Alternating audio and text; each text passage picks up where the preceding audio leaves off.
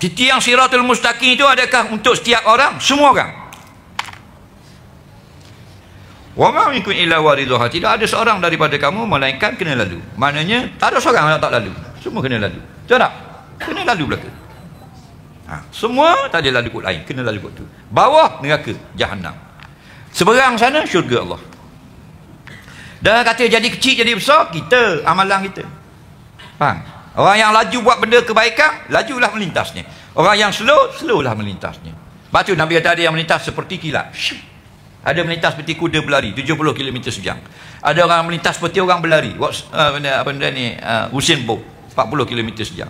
Faham lagi? Ada seperti orang berjalan dan ada seperti merangkak. Dalam kitab Tazkirah Qurtubi, naik 1000 tahun, seterit 1000 tahun, turun lewat tahun 1000 tahun. 1000 tahun tu mana? Perasaan. Kerana perasaan berbeza-beza. Dalam dunia ni, bukan akhirat. Dalam dunia ni sehari tak sama dah. Sama-sama kita. Dulu masa kita budak-budak kecil itu, umur 6 tahun, 7 tahun. Panjang tak sehari?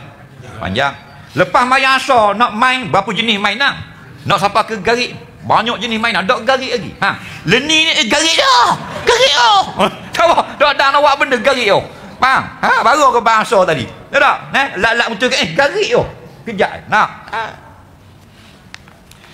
Tak nak? Tak sama. Orang kena J dengan orang tak kena J sama tak sehari? Tak. Kita sehari berasa 24 jam. Orang kena J sehari macam 10 tahun. Duduk dalam J lambat loh. Kat tahun lebih nak loh. Lagi. Nampak tak? Perasaan. Benda sama ya perasaan.